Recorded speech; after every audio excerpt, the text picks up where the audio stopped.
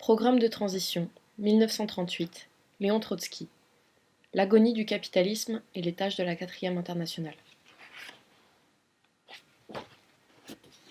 Les prémices objectives de la révolution socialiste. La situation politique mondiale, dans son ensemble, se caractérise avant tout par la crise historique de la direction du prolétariat. La prémisse économique de la révolution prolétarienne est arrivée depuis longtemps au point le plus élevé qui puisse être atteint sous le capitalisme. Les forces productives de l'humanité ont cessé de croître. Les nouvelles inventions et les nouveaux progrès techniques ne conduisent plus à un accroissement de la richesse matérielle. Les crises conjoncturelles, dans les conditions de la crise sociale de tout le système capitaliste, accablent les masses de privations et de souffrances toujours plus grandes. La croissance du chômage approfondit à son tour la crise financière de l'État et sape les systèmes monétaires ébranlés. Les gouvernements, tant démocratiques que fascistes, vont d'une banqueroute à l'autre. La bourgeoisie elle-même ne voit pas d'issue. Dans les pays où elle s'est déjà trouvée contrainte de miser son dernier enjeu sur la carte du fascisme, elle marche maintenant les yeux fermés à la catastrophe économique et militaire. Dans les pays historiquement privilégiés, c'est-à-dire ceux où elle peut encore se permettre, pendant quelque temps, le luxe de la démocratie aux dépens de l'accumulation nationale antérieure, Grande-Bretagne, France, États-Unis, etc., tous les partis traditionnels du capital se trouvent dans une situation de désarroi qui frise par moments la paralysie de la volonté. Le New Deal, malgré le caractère résolu dont il faisait étalage, dans la première période, ne représente qu'une forme particulière de désarroi, possible seulement dans un pays où la bourgeoisie a pu accumuler les richesses sans nombre. La crise actuelle, qui est encore loin d'avoir dit son dernier mot, a pu déjà montrer que la politique du New Deal aux États-Unis, pas plus que la politique du Front populaire en France, n'ouvre aucune issue dans l'impasse économique. Le tableau des relations internationalistes n'a pas meilleur aspect. Sous la pression croissante du déclin capitaliste, les antagonismes impérialistes ont atteint la limite au-delà de laquelle les divers conflits et explosions sanglantes, Éthiopie, Espagne, Extrême-Orient, Europe centrale, doivent infailliblement se confondre en un incendie mondial. Bien entendu, la bourgeoisie se rend compte du danger mortel qu'une nouvelle guerre représente pour sa domination. Mais elle est actuellement infiniment moins capable de prévenir la guerre qu'à la veille de 1914. Les bavardages de toutes sortes sont là, selon lesquels les conditions historiques ne seraient pas encore mûres pour le socialisme, ne sont que le produit de l'ignorance ou d'une tromperie consciente. Les prémices objectives de la révolution prolétarienne ne sont pas seulement mûres, elles ont même commencé à pourrir. Sans révolution socialiste, et cela dans la prochaine période historique, la civilisation humaine tout entière est menacée d'être emportée dans une catastrophe. Tout dépend du prolétariat, c'est-à-dire au premier chef de son avant-garde révolutionnaire. La crise historique de l'humanité se réduit à la crise de la direction révolutionnaire. Le prolétariat et ses directions. L'économie, l'État, la politique de la bourgeoisie et ses relations internationales sont profondément atteintes par la crise sociale qui caractérise la situation pré-révolutionnaire de la société.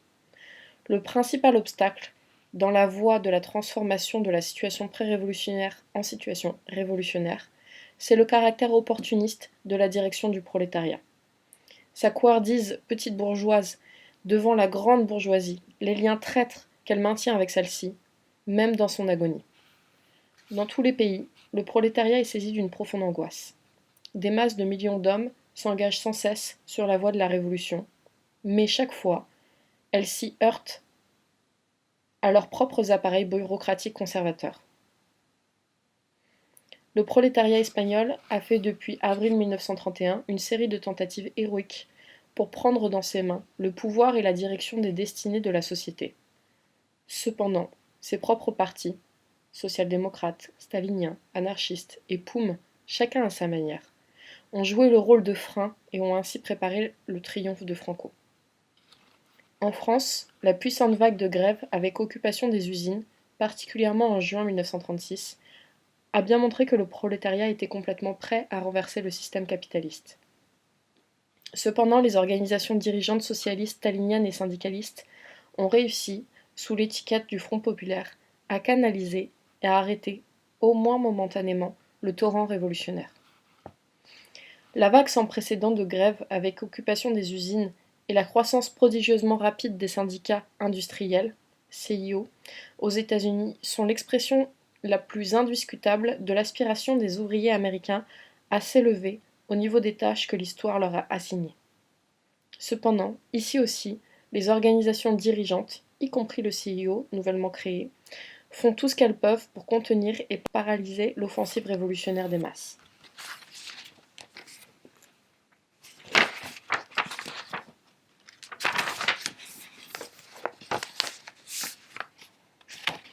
Le passage définitif de l'internationale communiste du côté de l'ordre bourgeois, son rôle cyniquement contre-révolutionnaire dans le monde entier, particulièrement en Espagne, en France, aux États-Unis et dans les autres pays démocratiques, ont créé d'extraordinaires difficultés supplémentaires au prolétariat mondial. Sous le signe de la Révolution d'octobre, la politique conciliatrice des fronts populaires voue la classe ouvrière à l'impuissance et fraie la voie au fascisme. Les fronts populaires d'une part, le fascisme de l'autre, sont les dernières ressources politiques de l'impérialisme dans la lutte contre la révolution prolétarienne. Du point de vue historique, ces deux ressources ne sont cependant que des fictions. La putréfaction du capitalisme continue aussi bien sous le signe du bonnet phrygien en France que sous le signe de la swastika en Allemagne. Seul le renversement du capitalisme peut ouvrir une issue. L'orientation des masses est déterminée d'une part par les conditions objectives du capitalisme pourrissant, d'autre part par la politique de trahison des vieilles organisations ouvrières. De ces deux facteurs, le facteur décisif est bien entendu le premier. Les lois de l'histoire sont plus puissantes que les appareils bureaucratiques.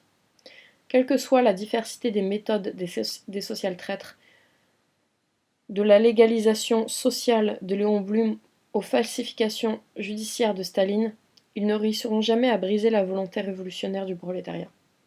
De plus en plus, leurs efforts désespérés pour arrêter la roue de l'histoire démontreront aux masses que la crise de la direction du prolétariat, qui est devenue la crise de la civilisation humaine, ne peut être résolue que par la 4e internationale. Programme minimum et programme de transition.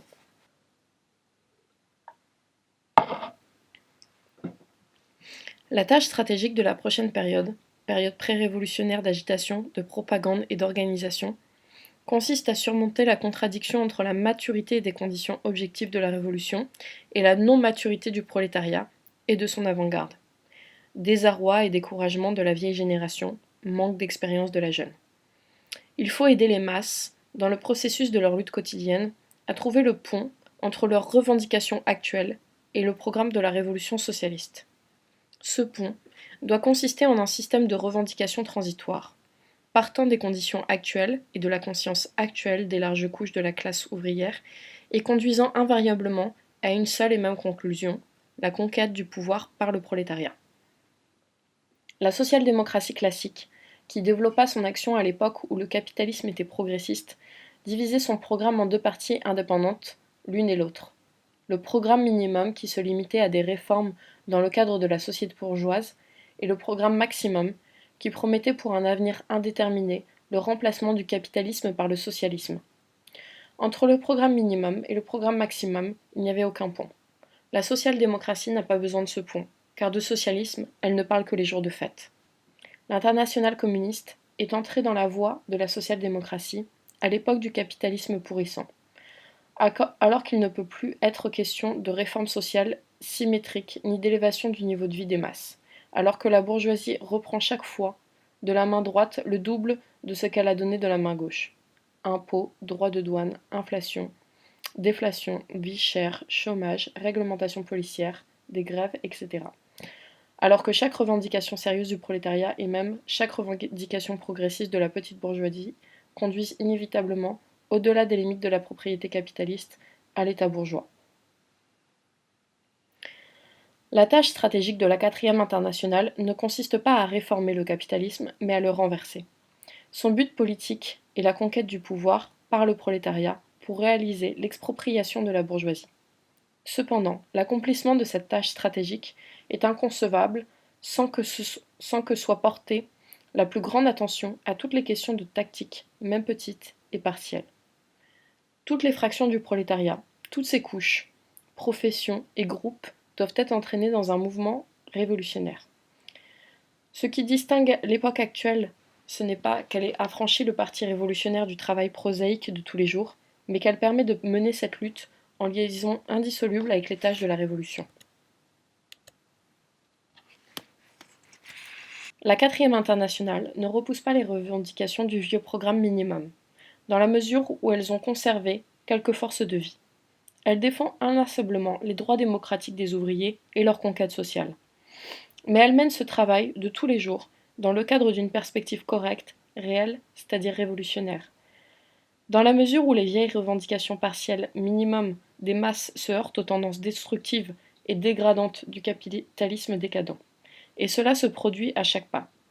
La 4e internationale met en avant un système de revendications transitoires, dont le sens est de se diriger de plus en plus ouvertement et résolument contre les bases mêmes du régime bourgeois. Le vieux programme minimum est constamment dépassé par le programme de transition, dont la tâche consiste en une mobilisation systématique des masses pour la révolution prolétarienne. Échelle mobile des salaires et échelle mobile des heures de travail. Dans les conditions du capitalisme en décomposition, les masses continuent à vivre le morne vie d'opprimés qui, maintenant plus que jamais, sont menacés d'être jetés dans l'abîme du paupérisme. Elles sont contraintes de défendre leur morceau de pain, même si elles ne peuvent l'augmenter ou l'améliorer. Il n'y a ni possibilité ni besoin d'énumérer ici les diverses revendications partielles qui surgissent chaque fois des circonstances concrètes, nationales, locales, professionnelles. Mais 2 mots économiques fondamentaux dans lesquels se résume l'absurdité croissante du système capitaliste, à savoir le chômage et la cherté de la vie, exigent des mots d'ordre et des méthodes de lutte généralisées. La 4e internationale déclare une guerre implacable à la politique des capitalistes qui, pour une part considérable, est celle de leurs agents, les réformistes, tendant à faire retomber sur les travailleurs tout le fardeau du militarisme, de la crise, de la désagrégation des systèmes monétaires et de tous les autres maux de l'agonie capitaliste. Elle revendique du travail et une existence digne pour tous. Ni l'inflation monétaire, ni la stabilisation ne peuvent servir de mot d'ordre au prolétariat, car ce sont 2 bouts d'un même bâton. Contre la cherté de la vie, qui, au fur et à mesure de la guerre, se rapprochera, prendra un caractère de plus en plus débridé, on ne peut lutter qu'avec le mot d'ordre de l'échelle mobile des salaires. Les contrats collectifs doivent assurer l'augmentation automatique des salaires, corrélativement à la montée des prix des articles de consommation. Sous peine de se vouer lui-même à la dégénérescence, le prolétariat ne peut tolérer la transformation d'une partie croissante des ouvriers en chômeurs chroniques, en miséreux, vivant des miettes d'une société en décomposition. Le droit au travail est le seul droit sérieux que l'ouvrier ait dans une société fondée sur l'exploitation. Cependant, ce droit lui est enlevé à chaque instant. Contre le chômage, tant structurel que conjoncturel, il est temps de lancer, en même temps que le mot d'ordre des travaux publics, celui de l'échelle mobile des heures de travail. Les syndicats et les autres organisations de masse doivent lier ceux qui ont du travail à ceux qui n'en ont pas par leurs engagements mutuels de solidarité. Le travail disponible doit être réparti entre tous les ouvriers existants et cette répartition déterminer la longueur de la semaine de travail. Le salaire moyen de chaque ouvrier reste le même qu'avec l'ancienne semaine de travail. Le salaire, avec un minimum strictement assuré, suit le mouvement des prix. Aucun autre programme ne peut être accepté pour l'actuelle période des catastrophes. Les propriétaires et leurs avocats démontreront l'impossibilité de réaliser ces revendications. Les capitalistes de moindre taille, surtout ceux qui marcheront à la ruine, invoqueront en outre leur livre de comptes. Les ouvriers rejetteront catégoriquement ces arguments et ces références. Il ne s'agit pas du heurt normal d'intérêts matériels opposés. Il s'agit de préserver le prolétariat de la déchéance, de la démoralisation et de la ruine. Il s'agit de la vie et de la mort de la seule classe créatrice et progressiste, et par là même de l'avenir de l'humanité. Si le capitalisme est incapable de satisfaire les revendications qui surgissent infailliblement des maux qu'il a lui-même engendrés, qu'il périsse. La possibilité ou l'impossibilité de réaliser les revendications est dans le cas présent une question de rapport de force, qui ne peut être résolue que par la lutte. Sur la base de cette lutte, quels que soient ses succès pratiques immédiats, les ouvriers comprendront mieux que toute la nécessité de liquider l'esclavage capitaliste.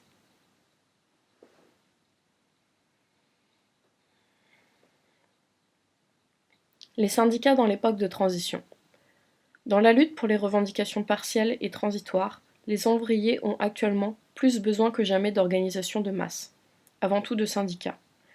La puissante montée des syndicats en France et aux États-Unis est la meilleure réponse aux doctrinaires ultra-gauche de la passivité qui prêchaient que les syndicats avaient fait leur temps. Les bolcheviks léninistes se trouvent au premier rang de toutes les formes de lutte, même là où il s'agit seulement des intérêts matériels ou des droits démocratiques les plus modestes de la classe ouvrière.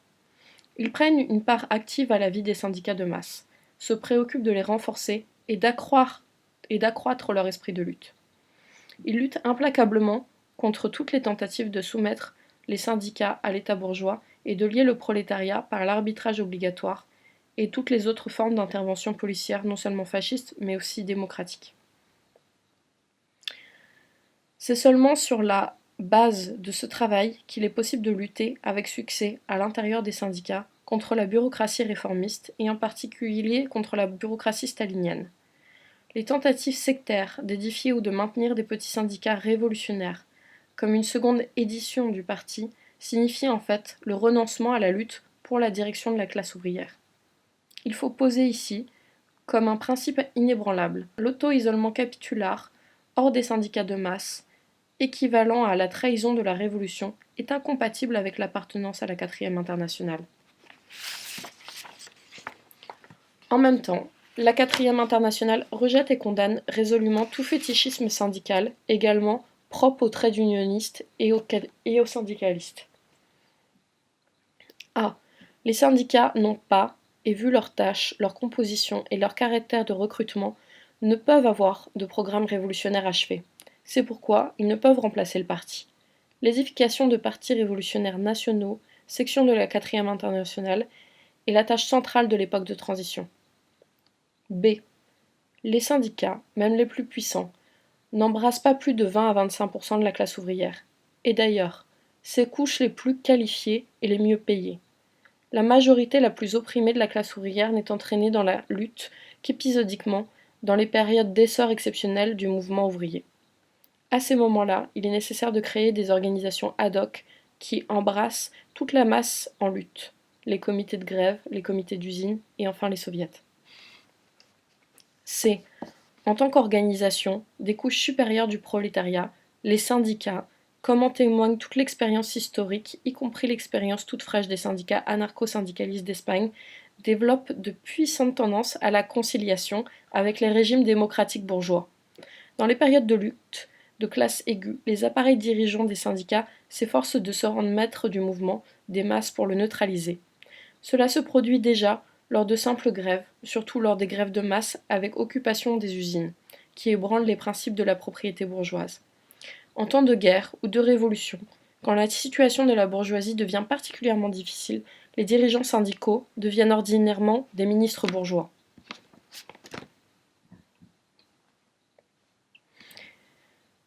C'est pourquoi les sections de la 4e internationale doivent constamment s'efforcer non seulement de renouveler l'appareil des syndicats en proposant hardiment et résolument dans les moments critiques de nouveaux leaders prêts à la lutte à la place des fonctionnaires routiniers et des carriéristes, mais encore de créer, dans tous les cas où c'est possible, des organisations de combat autonomes qui répondent mieux aux tâches de la lutte des masses contre la société bourgeoise sans même s'arrêter, si c'est nécessaire, devant une rupture ouverte avec l'appareil conciliateur des syndicats.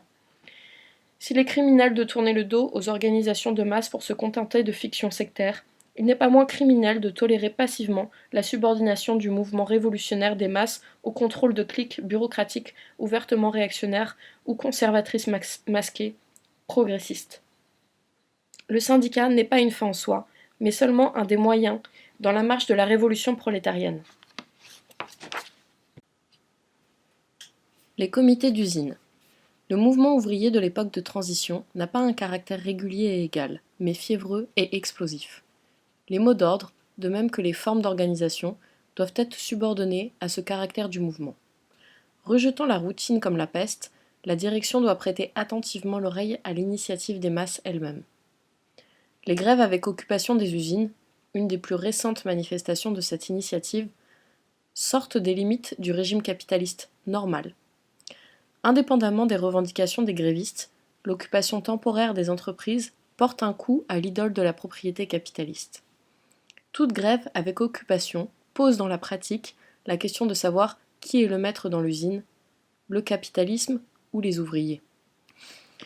Si la grève avec occupation soulève cette question épisodiquement, le comité d'usine donne à cette même question une expression organisée. Élu par tous, les ouvriers et employés de l'entreprise, le comité d'usine crée d'un coup un contrepoids à la volonté de l'administration. À la critique que les réformistes font des patrons de l'ancien type, ceux qu'on appelle les patrons de droit divin, du genre de Ford, en face des bons exploiteurs démocratiques, nous opposons le mot d'ordre des comités d'usine comme centre de lutte contre les uns et les autres. Les bureaucrates des syndicats s'opposeront, en règle générale, à la création de comités d'usine, de même qu'ils s'opposeront à tout pas hardi dans la voie de la mobilisation des masses. Il sera cependant d'autant plus facile de briser leur opposition que le mouvement aura plus d'ampleur. Là où les ouvriers de l'entreprise, dans les périodes calmes, appartiennent déjà tous au syndicat, le comité coïncidera formellement avec l'organe du syndicat, mais il en renouvellera la composition et en élargira les fonctions.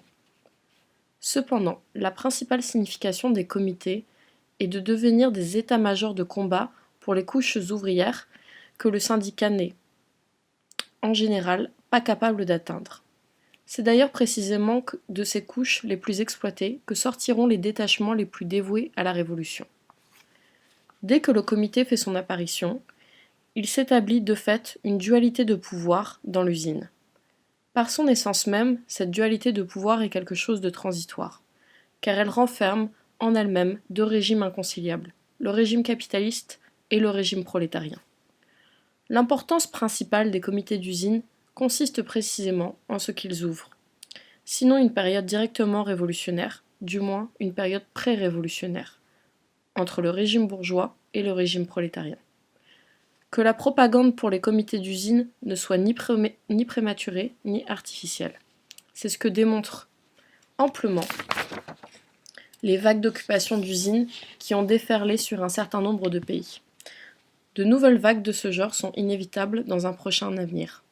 Il est nécessaire d'ouvrir à temps une campagne en faveur des comités d'usine pour ne pas se trouver pris à l'improviste. Le secret commercial et le contrôle ouvrier sur l'industrie. Le capitalisme libéral, fondé sur la concurrence et la liberté du commerce, a disparu bien loin dans le passé. Le capitalisme libéral, fondé sur la concurrence et la liberté du commerce, a disparu bien loin dans le passé. Le capitalisme monopoliste, qui l'a remplacé sur la scène, non seulement n'a pas réduit l'anarchie du marché, mais lui a donné, au contraire, un caractère particulièrement convulsif.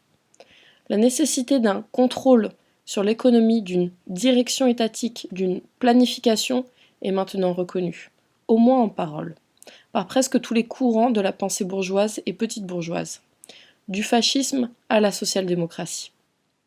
Pour les fascistes, il s'agit surtout d'un pillage planifié, du peuple à des fins militaires. Les sociodémocrates cherchent à vider l'océan de l'anarchie avec la cuillère d'une planification bureaucratique.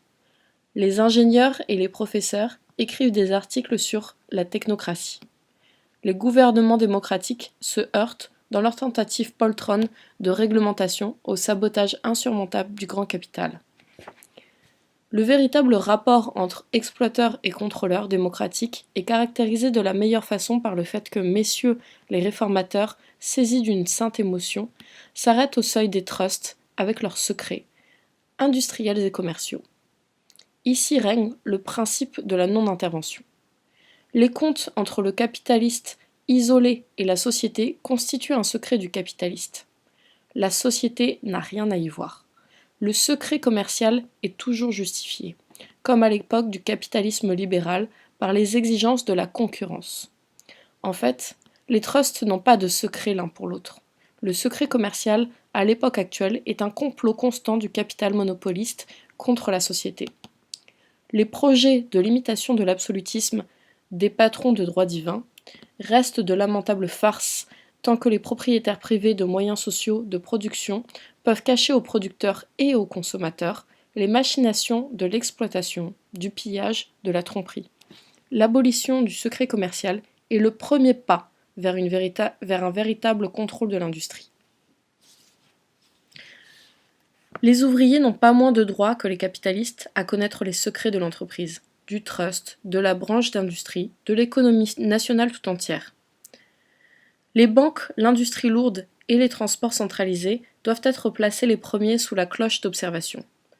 Les premières tâches du contrôle ouvrier consistent à éclairer quels sont les revenus et les dépenses de la société, à commencer par l'entreprise isolée, à déterminer la véritable part du capitaliste individuel et de l'ensemble des exploiteurs dans le revenu national, à dévoiler les combinaisons de coulisses et les escroqueries des banques et des trusts, à révéler enfin dans toute la société le gaspillage effroyable de travail humain qui est le résultat de l'anarchie capitaliste et de la pure chasse au profit. Aucun fonctionnaire de l'État bourgeois ne peut mener à bien ce travail, quels que soient les pouvoirs dont on veuille l'investir. Le monde entier a observé l'impuissance du président Roosevelt et du président du Conseil Léon Blum en face du complot des 60 ou des 200 familles. Pour briser la résistance des exploiteurs, il faut la pression du prolétariat.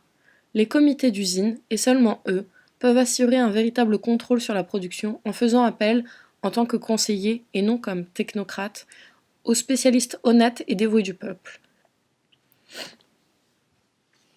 En particulier, la lutte contre le chômage est inconcevable sans une organisation large et hardie de grands travaux publics.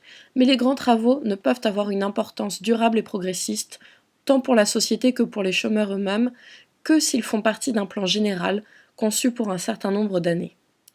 Dans le cadre d'un tel plan, les ouvriers revendiqueront la reprise du travail au compte de la société dans les entreprises privées fermées par suite de la crise. Le contrôle ouvrier fera place, dans ces cas, à une administration directe par les ouvriers. L'élaboration d'un plan économique, même le plus élémentaire, du point de vue des intérêts des travailleurs et non de ceux des exploiteurs, est inconcevable sans contrôle ouvrier, sans que les ouvriers plongent leur regard dans tous les ressorts apparents et cachés de l'économie capitaliste. Les comités de diverses entreprises doivent élire, à des conférences correspondantes, des comités de trust, de branches d'industrie, de régions économiques, enfin de toute l'industrie nationale dans son ensemble. Ainsi, le contrôle ouvrier deviendra l'école de l'économie planifiée.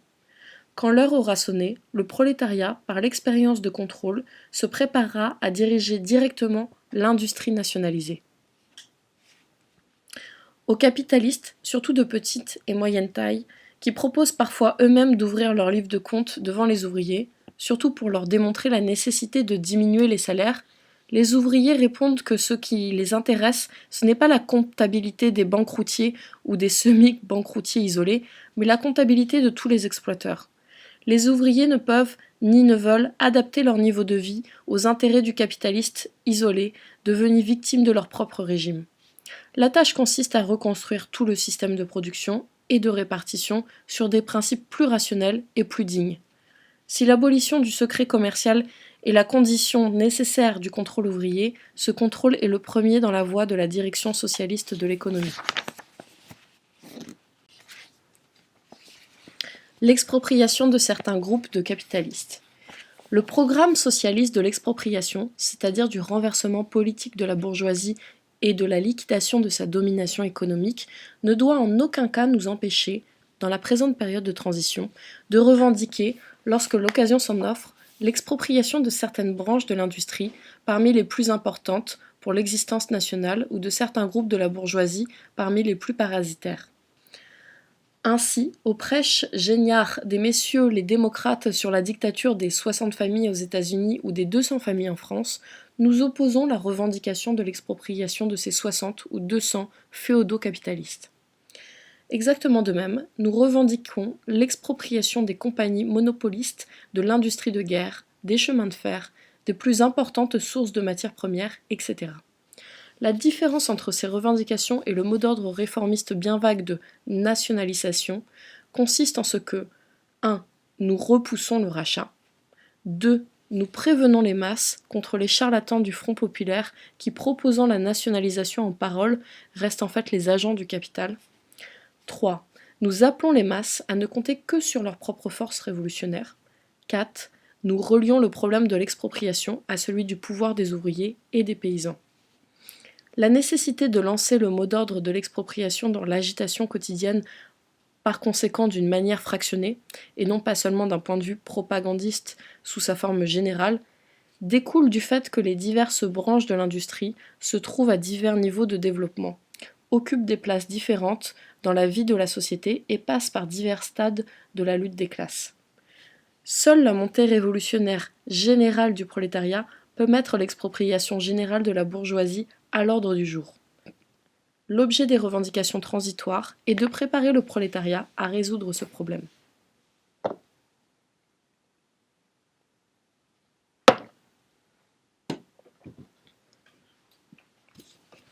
L'expropriation des banques privées et l'étatisation du système de crédit. L'impérialisme signifie la domination du capital financier. À côté des consortiums et des trusts, et souvent au-dessus d'eux, les banques concentrent dans leurs mains le commandement réel de l'économie. Dans leur structure, les banques reflètent, sous une forme concentrée, toute la structure du capitalisme contemporain. Elles combinent des tendances de monopole aux tendances de l'anarchie. Elles organisent des miracles de technique, des entreprises gigantesques, des trusts puissants, et elles organisent aussi la vie chère, les crises et le chômage. Impossible de faire un seul pas sérieux dans la lutte contre les despotismes des monopoles, de l'anarchie capitaliste, qui se complètent l'un l'autre dans leur œuvre de destruction, si on laisse les leviers de commande des banques dans les mains des rapaces capitalistes. Afin de réaliser un système unique d'investissement et de crédit selon un plan rationnel qui corresponde aux intérêts du peuple tout entier, il faut fusionner toutes les banques dans une institution nationale unique. Seule l'expropriation des banques privées et la concentration de tout le système de crédit entre les mains de l'État mettront à la disposition de celui-ci les moyens nécessaires réels, c'est-à-dire matériels et non pas seulement fictifs et bureaucratiques, pour la planification économique. L'expropriation des banques ne signifie en aucun cas l'expropriation des petits dépôts bancaires.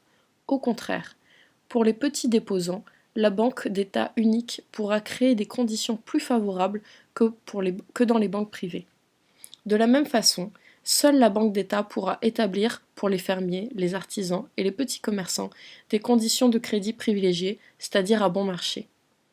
Néanmoins, plus important encore, est le fait que toute l'économie, avant tout l'industrie lourde et les transports, dirigée par un état-major financier unique, servira les intérêts vitaux des ouvriers et de tous les autres travailleurs. Cependant, l'étatisation des banques ne donnera ses résultats favorables que si le pouvoir d'État lui-même passe entièrement des mains des exploiteurs aux mains des travailleurs. Les piquets de grève, les détachements de combat, la milice ouvrière, l'armement du prolétariat. Les grèves avec occupation des usines sont un très sérieux avertissement de la part des masses à l'adresse non seulement de la bourgeoisie, mais aussi des organisations ouvrières, y compris la 4e internationale. En 1919-1920, les ouvriers italiens s'emparèrent de leur propre initiative des entreprises, signalant ainsi à leurs propres chefs l'arrivée de la révolution sociale. Les chefs ne tinrent pas compte du signal. Le résultat fut la victoire du fascisme. Les grèves avec occupation ne sont pas encore la prise des usines à la manière italienne, mais elles constituent un pas décisif dans cette voie. La crise actuelle peut exaspérer au plus haut point le rythme de la lutte des classes et précipiter le dénouement. Il ne faut cependant pas croire qu'une situation révolutionnaire surgit d'un seul coup. En réalité, son approche est marquée par toute une série de convulsions.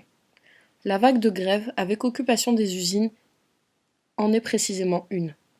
La tâche des sections de la 4e internationale est d'aider l'avant-garde prolétarienne à comprendre le caractère général et les rythmes de notre époque, et de féconder à temps la lutte des masses par des mots d'ordre de plus en plus résolus et par des mesures organisationnelles de combat.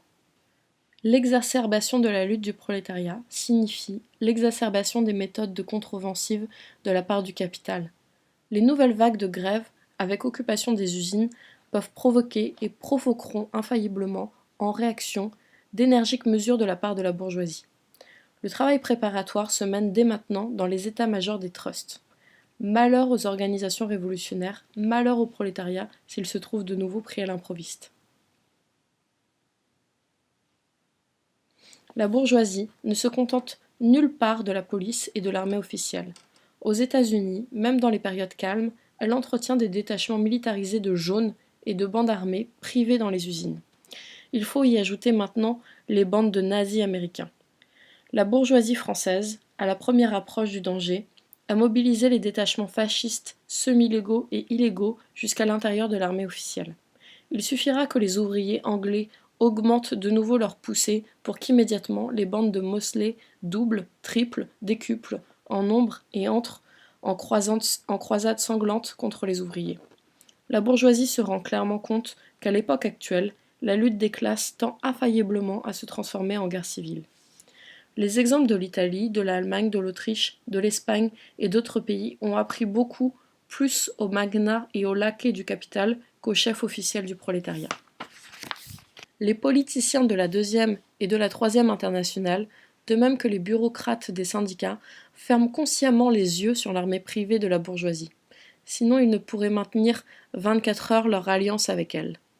Les réformistes inculquent systématiquement aux ouvriers l'idée que la sacro-sainte démocratie est assurée au mieux lorsque la bourgeoisie est armée jusqu'aux dents et les ouvriers désarmés. Le devoir de la quatrième internationale est d'en finir une fois pour toutes avec cette politique servile. Les démocrates petits bourgeois, y compris les sociaux-démocrates, les staliniens et les anarchistes, poussent des cris d'autant plus forts sur la lutte contre le fascisme qu'ils capitulent plus lâchement devant lui en fait. Aux bandes du fascisme, seuls peuvent s'opposer avec succès des détachements ouvriers armés qui sentent derrière leur dos le soutien des dizaines de millions de travailleurs. La lutte contre le fascisme commence non pas dans la rédaction d'une feuille libérale, mais dans l'usine et finit dans la rue. Les jaunes et les gendarmes privés dans les usines sont des cellules fondamentales de l'armée du fascisme. Les piquets de grève sont les cellules fondamentales de l'armée du prolétariat. C'est de là qu'il faut partir. À l'occasion de chaque grève et de chaque manifestation de rue, il faut propager l'idée de la nécessité de la création de détachements ouvriers d'autodéfense. Il faut inscrire ce mot d'ordre dans le programme de l'aile révolutionnaire des syndicats. Il faut former pratiquement des détachements d'autodéfense partout où c'est possible, à commencer par les organisations de jeunes et les entraîner au maniement des armes. La nouvelle vague du mouvement des masses doit servir non seulement à accroître le nombre de ces détachements, mais encore à les unifier, par quartier, par ville, par région. Il faut donner une expression organisée à la haine légitime des ouvriers pour les jaunes et les bandes de gangsters et de fascistes. Il faut lancer le mot d'ordre de milice ouvrière comme seule garantie sérieuse de l'inviolabilité des organisations, des réunions et de la presse ouvrière. C'est seulement grâce à un travail systématique, constant, inlassable, courageux, dans l'agitation et la propagande, toujours en relation avec l'expérience des masses elles-mêmes, qu'on peut extirper de leur conscience les traditions de docilité et de passivité.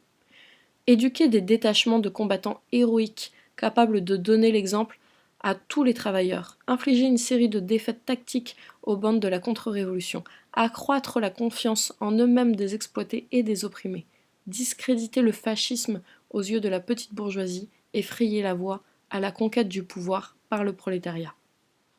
Engels définissait l'État comme des détachements de gens armés. L'armement du prolétariat est un élément constituant indispensable de sa lutte émancipatrice. Quand le prolétariat le voudra, il trouvera les voies et les moyens de s'armer. La direction, dans ce domaine aussi, incombe naturellement aux sections de la quatrième internationale.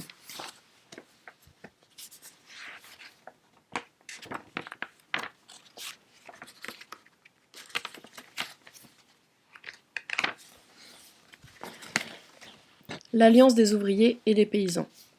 L'ouvrier agricole est, au village, le frère d'armes et l'équivalent de l'ouvrier de l'industrie. Ils constituent deux parties d'une seule et même classe. Leurs intérêts sont inséparables.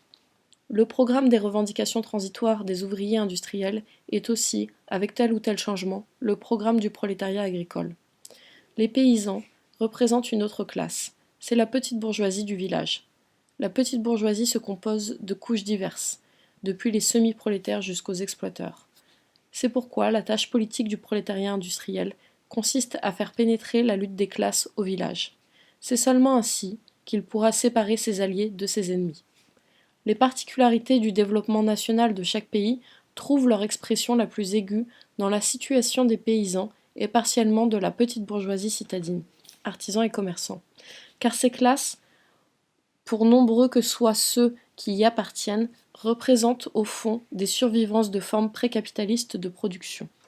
Les sections de la 4e internationale doivent, sous la forme la plus concrète possible, élaborer des programmes de revendications transitoires pour les paysans et la petite bourgeoisie citadine, correspondant aux conditions de chaque pays. Les ouvriers avancés doivent apprendre à donner des réponses claires et concrètes aux questions de leurs futurs alliés. Tant que le paysan reste un petit producteur indépendant, il a besoin de crédits à bon marché, de prix accessibles pour les machines agricoles et les engrais, de conditions favorables de transport et d'une organisation honnête d'écoulement des produits agricoles. Cependant, les banques, les trusts, les négociants pillent le paysan de tous côtés. Seuls les paysans eux-mêmes peuvent réprimer ce pillage avec l'aide des ouvriers. Il est nécessaire qu'entrent en scène des comités de petits fermiers qui, en commun avec les comités ouvriers et les comités d'employés de banque, doivent prendre en main le contrôle des opérations de transport, de crédit et de commerce qui intéressent l'agriculture. Invoquant mensongèrement les exigences excessives des ouvriers, la grande bourgeoisie fait artificiellement de la question des prix de marchandises un coin qu'elle introduit ensuite entre les ouvriers et les paysans. Le paysan, l'artisan, le petit commerçant, à la différence de l'ouvrier, de l'employé, du petit fonctionnaire, ne peut revendiquer une augmentation de salaire parallèle à l'augmentation des prix. La lutte bureaucratique officielle contre la vie chère ne sert qu'à tromper les masses. Les paysans, les artisans, les commerçants doivent cependant, en tant que consommateurs, s'immiscer activement, la main dans la main, avec les ouvriers dans la politique des prix. Aux lamentations des capitalistes sur les frais de production, de transport et de commerce, les consommateurs répondront « Montrez-nous vos livres, nous exigeons le contrôle sur la politique des prix ».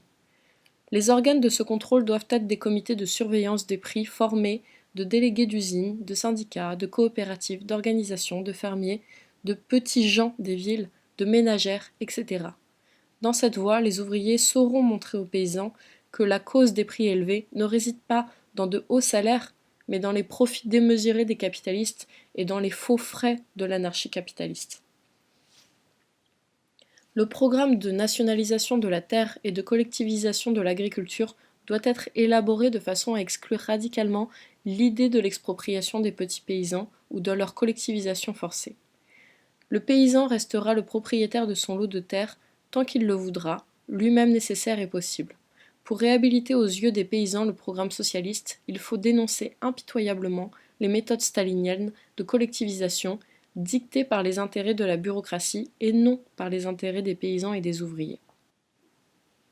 L'expropriation des expropriateurs ne signifie pas non plus la confiscation forcée de la propriété des petits artisans et des petits boutiquiers. Au contraire, le contrôle ouvrier sur les banques et les trusts, à plus forte raison la nationalisation de ces entreprises, peut créer pour la petite bourgeoisie citadine des conditions de crédit, d'achat et de vente incomparablement plus favorables que sous la domination illimitée des monopoles. La dépendance envers le capital privé fera place à la dépendance envers l'État, qui sera d'autant plus attentif pour ses petits collaborateurs et agents que les travailleurs eux-mêmes tiendront plus fermement l'État dans leurs mains.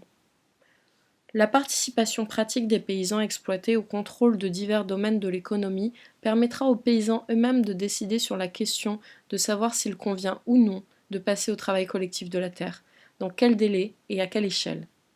Les ouvriers de l'industrie s'engagent à apporter dans cette voie toute leur collaboration aux paysans, par l'intermédiaire des syndicats, des comités d'usine et surtout du gouvernement ouvrier et paysan. L'alliance que le prolétariat propose non pas aux classes moyennes en général, mais aux couches exploitées de la ville et du village, contre tous les exploiteurs, y compris les exploiteurs moyens, ne peut être fondée sur la contrainte, mais seulement sur un accord volontaire qui doit être consolidé dans un pacte spécial. Ce pacte, c'est précisément le programme des revendications transitoires, librement accepté par les deux parties.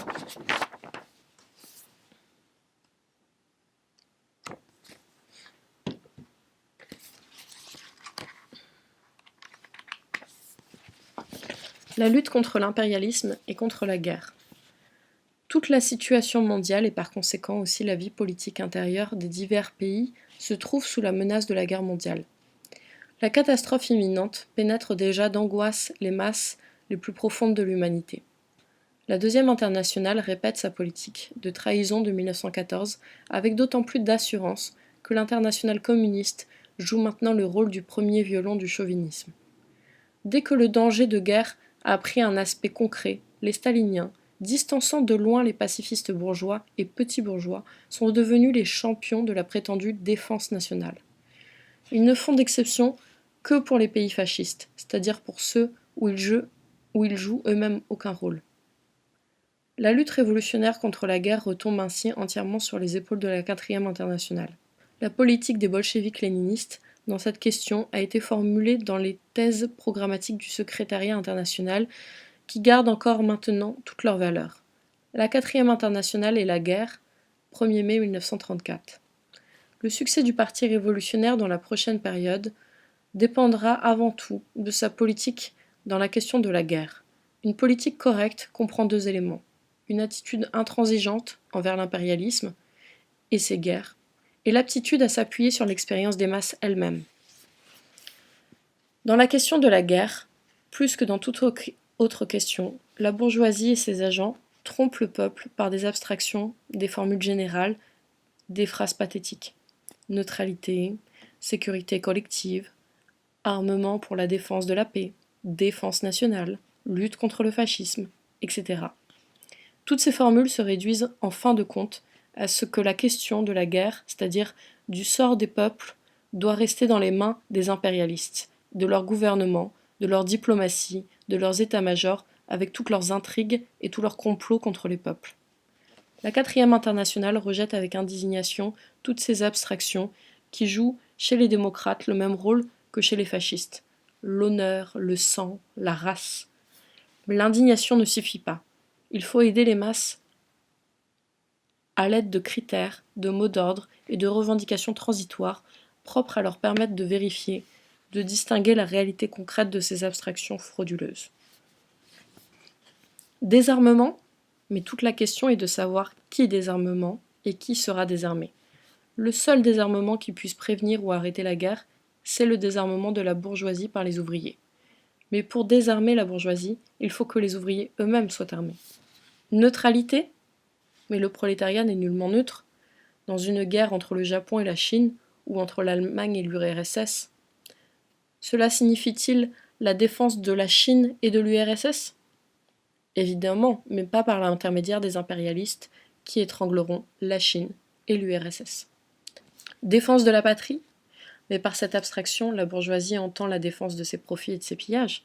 Nous sommes prêts à défendre la patrie contre les capitalistes étrangers si nous garantons tout d'abord nos propres capitalistes et les empêchons de s'attaquer à la patrie d'autrui, si les ouvriers et les paysans de notre pays deviennent ses véritables maîtres, si les richesses du pays passent les mains d'une infime minorité dans les mains du peuple, si l'armée d'instruments des exploiteurs devient l'instrument des exploités. Il faut savoir traduire ces idées fondamentales en idées plus particulières et plus concrètes, selon la marche des événements et l'orientation de l'état d'esprit des masses.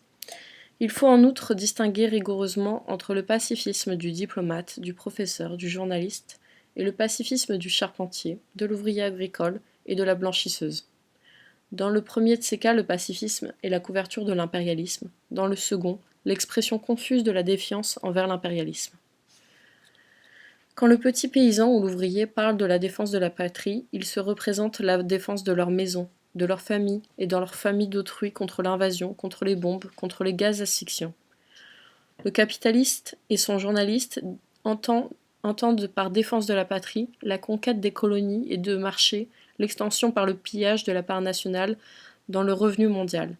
Le pacifisme et le patriotisme bourgeois sont des mensonges complets. Dans le pacifisme et même dans le patriotisme des opprimés, il y a un noyau progressiste qu'il faut savoir saisir pour en tirer des conclusions révolutionnaires nécessaires. Il faut savoir dresser l'une contre l'autre de ces deux formes de pacifisme et de patriotisme. Partant de ces considérations, la Quatrième Internationale appuie toute revendication, même insuffisante, si elle est capable d'entraîner les masses, même à un faible degré, dans la politique active d'éveiller leurs critiques et de renforcer leur contrôle sur les machinations de la bourgeoisie. C'est de ce point de vue que notre section américaine, par exemple, soutient, en la critiquant, la proposition de l'institution d'un référendum sur la question de la déclaration de guerre. Aucune réforme démocratique ne peut, bien entendu, empêcher par elle-même les gouvernants de provoquer la guerre quand ils le voudront. Il faut en donner ouvertement l'avertissement. Mais quelles que puissent être les illusions des masses quant au référendum, cette revendication reflète la défiance des ouvriers et des paysans envers le gouvernement et le parlement de la bourgeoisie. Sans soutenir ni épargner les illusions, il faut appuyer de toutes ses forces la défiance progressiste des opprimés envers les oppresseurs. Plus croîtra le mouvement pour le référendum, plus tôt les pacifistes bourgeois s'en sépareront, plus profondément se trouveront discrédités les traîtres de l'internationale communiste, plus vive deviendra la défiance des travailleurs envers les impérialistes. C'est du même point de vue qu'il faut mettre en place les revendications du droit de vote à 18 ans, pour les hommes et pour les femmes. Celui qui demain sera appelé à mourir pour la patrie doit avoir le droit de faire entendre sa voix aujourd'hui. La lutte contre la guerre doit avant tout commencer par la mobilisation révolutionnaire de la jeunesse.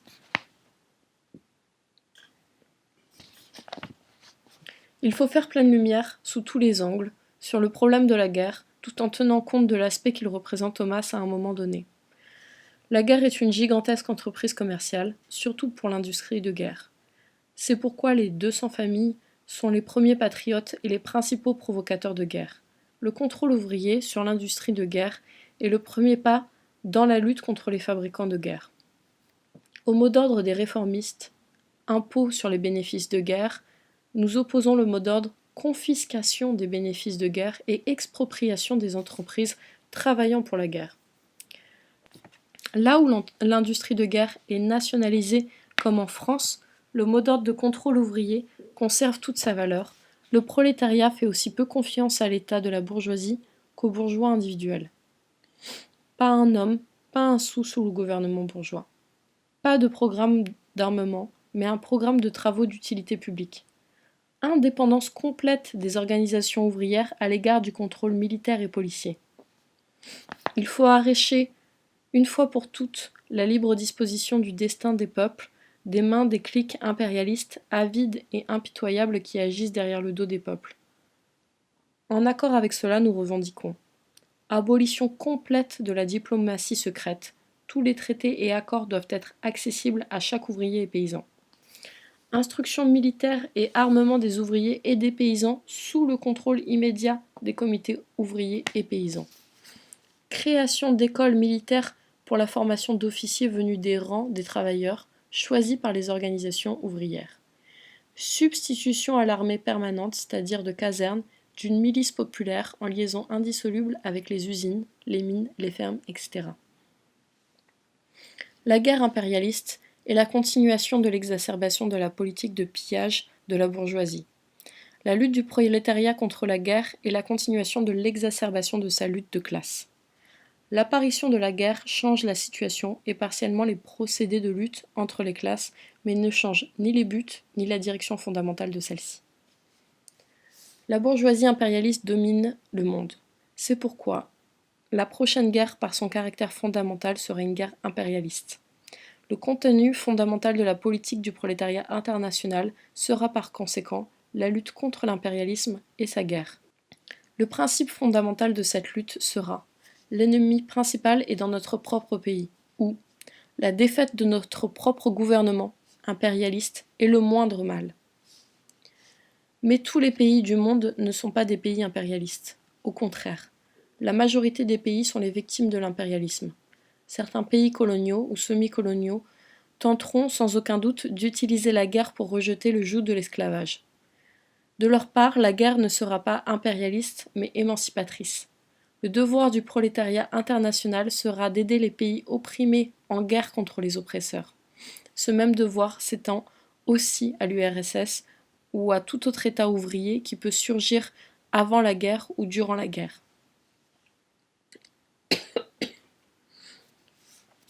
La défaite de tout le gouvernement impérialiste devant la lutte contre un État ouvrier où un pays colonial est le moindre mal.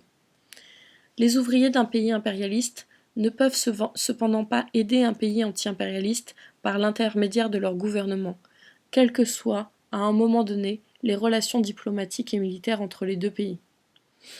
Si les gouvernements se trouvent en alliance temporaire et au fond incertaine, le prolétariat du pays impérialiste continue à rester en opposition de classe à son gouvernement et apporte un appui de l'allié non impérialiste de celui-ci par ses propres méthodes, c'est-à-dire par les méthodes de la lutte des classes internationales.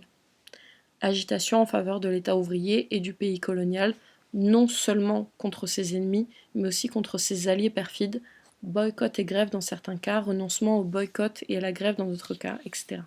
Tout en soutenant un pays colonial ou l'URSS dans la guerre, le prolétariat ne se solidarise pas dans la moindre mesure avec le gouvernement bourgeois du pays colonial ni avec la bureaucratie thermidorienne de l'URSS. Au contraire, il maintient sa complète indépendance politique aussi bien envers l'un qu'envers l'autre. En aidant la guerre juste et progressiste, le prolétariat révolutionnaire conquiert les sympathies des travailleurs des colonies et de l'URSS, y affermit ainsi l'autorité de l'influence de la 4e internationale et peut aider d'autant mieux au renversement du gouvernement bourgeois dans les pays coloniaux et de la bureaucratie réactionnaire en URSS. Au début de la guerre, les sections de la 4e internationale le sentiront inévitablement isolé. Chaque guerre prend les masses populaires à l'improviste et les pousse du côté de l'appareil gouvernemental. Les internationalistes devront nager contre le courant. Cependant, les dévastations et les maux de la nouvelle guerre, qui dès les premiers mois laisseront loin en arrière les horreurs sanglantes de 1914-1918, auront tôt fait de dégriser les masses. Le mécontentement et la révolte de celles-ci croîtront par bonds. Les sections de la 4e internationale se trouveront à la tête du flux révolutionnaire. Le programme des revendications transitoires prendra une actualité brûlante. Le problème de la conquête du pouvoir par le prolétariat se dressera de toute sa hauteur. Avant d'étouffer ou de noyer dans le sang l'humanité, le capitalisme empoisonne l'atmosphère mondiale par des vapeurs délétères de la haine nationale et raciale. L'antisémitisme est aujourd'hui l'une des convulsions les plus malignes de l'agonie du capitalisme. La dénonciation intransigeante des préjugés de race et de toutes les formes de nuances de l'arrogance et du chauvinisme nationaux, en particulier de l'antisémitisme, doit entrer dans le travail quotidien de toutes les sections de la 4e internationale comme le principal travail d'éducation dans la lutte contre l'impérialisme et la guerre. Notre mot d'ordre fondamental reste « prolétaires de tous les pays, unissez-vous ».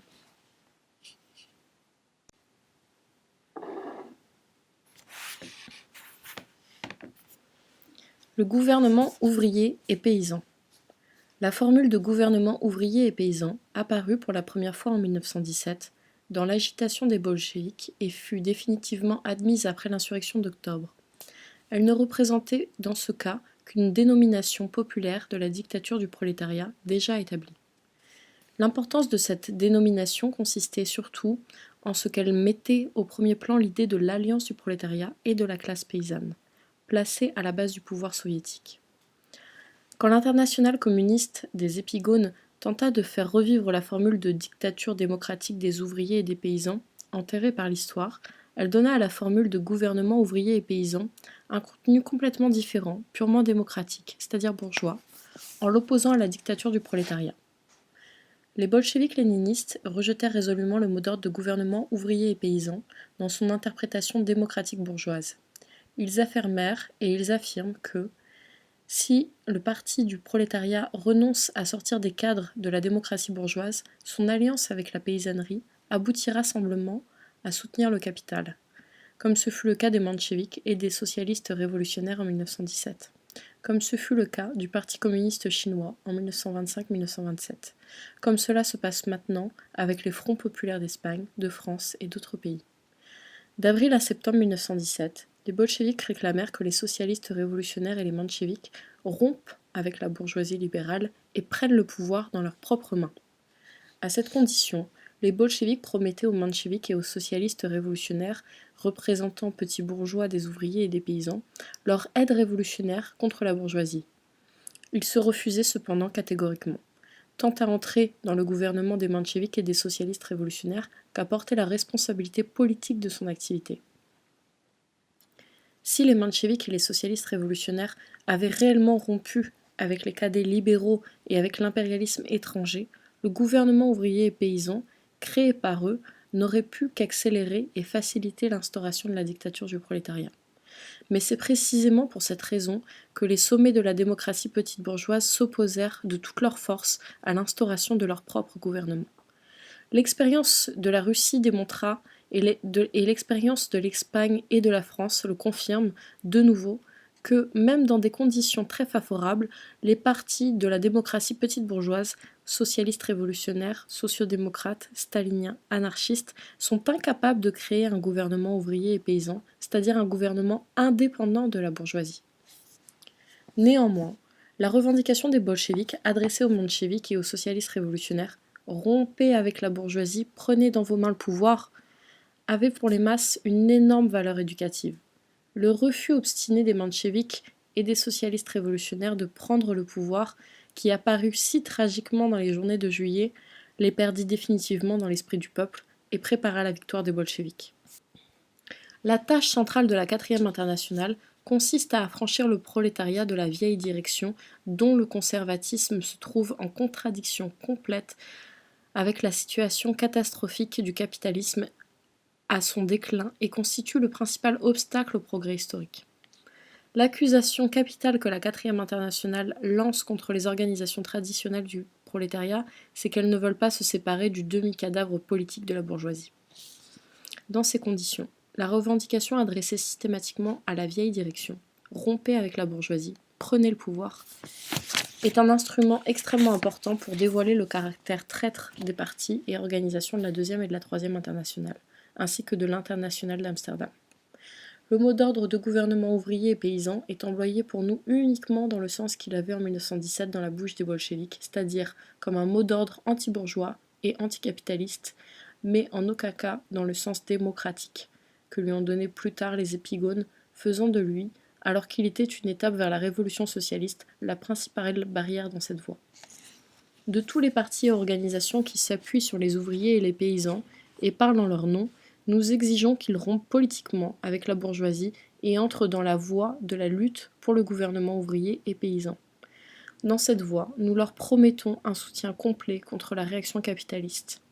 En même temps, nous déployons une agitation inlassable autour des revendications transitoires qui devraient, à notre avis, constituer le programme de gouvernement ouvrier et paysan. La création d'un tel gouvernement par les organisations ouvrières traditionnelles est-elle possible ? L'expérience antérieure nous montre, comme nous l'avons déjà dit, que c'est pour le moins peu vraisemblable. Il est cependant impossible de nier catégoriquement par avance la possibilité théorique de ce que, sous l'influence d'une combinaison tout à fait exceptionnelle de circonstances, guerre, défaite, krach financier, offensive révolutionnaire des masses, etc., des partis petits bourgeois, y compris les staliniens, puissent aller plus loin qu'ils ne le veulent eux-mêmes dans la voie de la rupture avec la bourgeoisie. En tout cas, une chose est hors de doute. Si même cette variante peu vraisemblable se réalisait un jour quelque part, et qu'un gouvernement ouvrier et paysan, dans le sens indiqué plus haut, s'établissait en fait, il ne représenterait qu'un court épisode dans la voie de la véritable dictature du prolétariat. Il est cependant inutile de se perdre en conjoncture. L'agitation sous le mot d'ordre de gouvernement ouvrier et paysan garde dans toutes les conditions une énorme valeur éducative. Et ce n'est pas par hasard, ce mot d'ordre généralisateur suit tout à fait la ligne du développement politique de notre époque. Banqueroute et désagrégation des vieux partis bourgeois, faillite de la démocratie, montée du fascisme, aspiration croissante des travailleurs à une politique plus active et plus offensive. C'est pourquoi chacune de nos revendications transitoires doit conduire à une seule et même conclusion politique. Les ouvriers doivent rompre avec tous les partis traditionnels de la bourgeoisie pour établir, en commun avec les paysans, leur propre pouvoir. Il est impossible de prévoir quelles seront les étapes concrètes de la mobilisation révolutionnaire des masses. Les sections de la 4e internationale doivent s'orienter de façon critique à chaque nouvelle étape et lancer les mots d'ordre qui appuient la tendance des ouvriers à une politique indépendante. approfondissent le caractère de classe de cette politique, détruisent les illusions réformistes et pacifiques, renforcent la liaison de l'avant-garde avec les masses et préparent la prise révolutionnaire du pouvoir. Les soviets. Les comités d'usine sont, comme il a été dit, un élément de dualité de pouvoir dans l'usine. C'est pourquoi leur existence n'est concevable que lors d'une pression croissante des masses. Il en est de même avec les groupements spéciaux de masse pour la lutte contre la guerre, avec les comités de surveillance des prix et avec tous les autres nouveaux centres du mouvement dont l'apparition même témoigne que la lutte des classes a dépassé les cadres des organisations traditionnelles du prolétariat. Cependant, ces nouveaux organes et centres sentiront bientôt leur manque de cohésion et leur insuffisance. Aucune des revendications transitoires ne peut être complètement réalisée avec le maintien du régime bourgeois. Or, l'approfondissement de la crise sociale accroîtra non seulement les souffrances des masses, mais aussi leur impatience, leur fermeté, leur esprit d'offensive. Des couches toujours nouvelles d'opprimés relèveront la tête et lanceront leurs revendications. Des millions de besogneux, à qui les chefs réformistes ne pensent jamais, commenceront à frapper aux portes des organisations ouvrières. Les chômeurs entreront dans le mouvement. Les ouvriers agricoles, les paysans ruinés ou à demi ruinés, les couches inférieures de la ville, les travailleuses, les ménagères, les couches prolétarisées de l'intelligentsia, tous chercheront un regroupement et une direction. Comment harmoniser les diverses revendications et formes de lutte, ne fût-ce que dans les limites d'une seule ville? L'histoire a déjà répondu à cette question, grâce aux soviets, qui réunissent les représentants de tous les groupes en lutte. Personne n'a proposé jusqu'à maintenant aucune autre forme d'organisation, et il est douteux qu'on puisse en inventer une. Les soviets ne sont liés par aucun programme a priori. Ils ouvrent leurs portes à tous les exploités. Par cette porte passent les représentants de toutes les couches sociales, qui sont entraînés dans le torrent général de la lutte. L'organisation s'étend avec le mouvement et épuise continuellement son renouveau. Toutes les tendances politiques du prolétariat peuvent lutter pour la direction des soviets sur la base de la plus large démocratie. C'est pourquoi les mots d'ordre de soviets est le couronnement du programme de revendication des transitoires. Les soviets ne peuvent naître que là où le mouvement des masses entre dans un stade ouvertement révolutionnaire. En tant que pivot autour duquel s'unissent des millions de travailleurs dans la lutte contre les exploiteurs, les soviets, dès le moment de leur apparition, deviennent les rivaux et les adversaires des autorités locales et ensuite du gouvernement central lui-même. Si le comité d'usine crée des éléments de dualité de pouvoir dans l'usine, les soviets ouvrent une période de dualité de pouvoir dans le pays. La dualité de pouvoir est à son tour le point culminant de la période de transition. Deux régimes, le bourgeois et le régime prolétarien, s'opposent irréconciliablement l'un l'autre. La collision entre eux est inévitable. De l'issue de celle-ci dépend le sort de la société. En cas de défaite de la Révolution, la dictature fasciste de la bourgeoisie. En cas de victoire, le pouvoir des soviets, c'est-à-dire la dictature du prolétariat et la reconstruction sociale de la société. En cas de victoire, le pouvoir des soviets, c'est-à-dire la dictature du prolétariat et la reconstruction socialiste de la société. Les pays arriérés et le programme de revendication transitoire.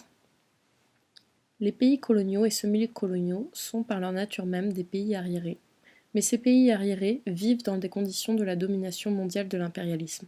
C'est pourquoi leur développement a un caractère combiné. Il réunit en lui les formes économiques les plus primitives et le dernier mot de la technique et de la civilisation capitaliste. C'est ce qui détermine la politique du prolétariat des pays arriérés. Il est contraint de combiner la lutte pour la tâche les plus élémentaires de l'indépendance nationale et de la démocratie bourgeoise et avec la lutte socialiste contre l'impérialisme mondial. Dans cette lutte, les mots d'ordre démocratiques, les revendications transitoires et les tâches de la révolution socialiste ne sont pas séparés en époques historiques distinctes, mais découlent immédiatement les uns des autres. À peine le prolétariat chinois eut-il commencé à organiser des syndicats qu'il fut contraint de penser aux soviets. C'est dans ce sens que le présent programme est pleinement applicable aux pays coloniaux et semi-coloniaux, au moins à ceux où le prolétariat est déjà capable d'avoir une politique indépendante. Les problèmes centraux des pays coloniaux et semi-coloniaux sont la révolution agraire, c'est-à-dire la liquidation de l'héritage féodal et l'indépendance nationale, c'est-à-dire le renversement du joug de l'impérialisme. Ces deux tâches sont étroitement liées l'une à l'autre. Il est impossible de rejeter purement et simplement le programme démocratique. Il faut que les masses elles-mêmes dépassent ce programme dans la lutte. Le mot d'ordre de l'Assemblée nationale ou constituante conserve toute sa valeur dans les pays où, comme la Chine et l'Inde, il faut lier indissolublement ce mot d'ordre aux tâches de l'émancipation nationale et de la réforme agraire. Il faut avant tout armer les ouvriers de ce programme démocratique. Eux seuls peuvent soulever et rassembler les paysans. Sur la base du programme démocratique révolutionnaire, il faut opposer les ouvriers à la bourgeoisie nationale. À une certaine étape de la mobilisation des masses, sur les mots d'ordre de la démocratie révolutionnaire, les soviets peuvent et doivent surgir. Leur rôle historique dans chaque période donnée, en particulier leur rapport avec l'Assemblée nationale, est déterminé par le niveau politique du prolétariat, par la liaison entre celui-ci et la classe paysanne et par le caractère de la politique du parti prolétarien. Tôt ou tard, les soviets doivent renverser la démocratie bourgeoise. Eux seuls sont capables de mener la révolution démocratique jusqu'au bout et d'ouvrir ainsi l'ère de la révolution socialiste. Le poids spécifique des diverses revendications démocratiques et transitoires dans la lutte du prolétariat, leurs liens mutuels et leur ordre de succession sont déterminés par des particularités et les conditions propres de chaque pays arriéré, pour une part considérable par le degré de son retard. Cependant, la direction générale du développement révolutionnaire peut être déterminée par la formule de la révolution permanente, dans le sens qui a été définitivement donné à cette formule par 3 révolutions en Russie, 1905, février 1917, octobre 1917. L'Internationale communiste a donné au pays arriéré l'exemple classique de la manière dont on peut causer la ruine d'une révolution pleine de force et de promesses. Lors de l'impétueuse montée du mouvement des masses en Chine en 1925-27, l'Internationale communiste ne lança pas le mot d'ordre d'Assemblée nationale et en même temps interdit la formation de soviets. Le parti bourgeois du Kuomintang devait, selon le plan de Staline, remplacer à la fois l'Assemblée nationale et les soviets. Après l'écrasement des masses par le Kuomintang, l'Internationale communiste organisa à Canton une caricature de soviets. Après l'effondrement inévitable de l'insurrection de Canton, l'Internationale communiste entra dans la voie de la guerre des partisans et des soviets paysans, avec une complète passivité du prolétariat industriel, aboutissant ainsi à une impasse. L'Internationale communiste profita de la guerre sino-japonaise pour liquider d'un trait de plume la Chine soviétique, en subordonnant non seulement l'armée rouge paysanne, mais aussi le parti soi-disant communiste du Kuomintang, lui-même, c'est-à-dire la bourgeoisie. Après avoir trahi la révolution prolétarienne internationale au nom de l'amitié avec les esclavagistes démocratiques, l'Internationale communiste ne pouvait manquer de trahir également la lutte émancipatrice des peuples coloniaux, avec d'ailleurs un cynisme encore plus grand que ne l'avait fait avant elle la Deuxième Internationale. L'une des tâches de la politique des fronts populaires et de la défense nationale est de transformer les centaines de millions d'hommes de la population coloniale en chair à canon pour l'impérialisme démocratique. Le drapeau de la lutte émancipatrice des peuples coloniaux et semi-coloniaux, c'est-à-dire de plus de la moitié de l'humanité, est passé définitivement aux mains de la 4e Internationale. Le programme des revendications transitoires dans les pays fascistes. Les jours où les stratèges de l'Internationale communiste ont proclamé que la victoire de Hitler n'était qu'un pas vers la victoire de Thälmann sont bien loin. Thälmann n'est pas sorti des prisons de Hitler depuis plus de 5 ans. Mussolini maintient l'Italie dans les chaînes du fascisme depuis plus de 16 ans.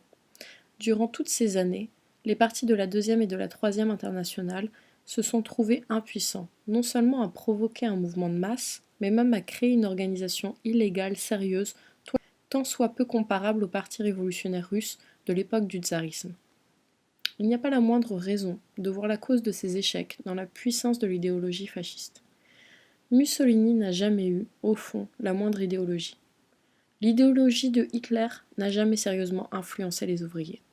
Les couches de la population dont le fascisme a, à un moment donné, tourné la tête, c'est-à-dire avant tout les classes moyennes, ont eu le temps de se dégriser.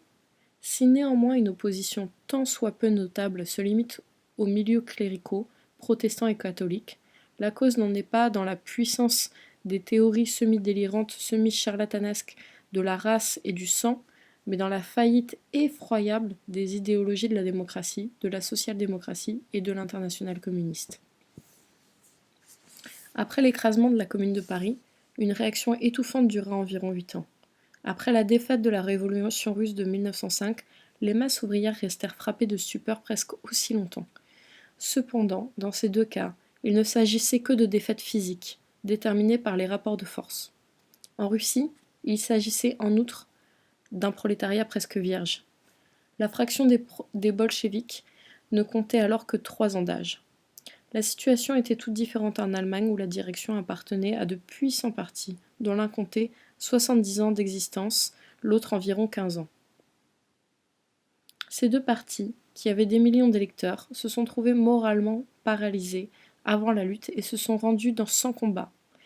Il n'y a jamais eu de catastrophe semblable dans l'histoire. Le prolétariat allemand n'a pas été battu par l'ennemi dans un combat. Il a été brisé par la couardise, l'abjection, la trahison de ses propres partis. Rien d'étonnant à ce qu'il ait perdu la foi en tout ce qu'il était habitué à croire, depuis près de 3 générations. La victoire de Hitler, à son tour, a renforcé Mussolini.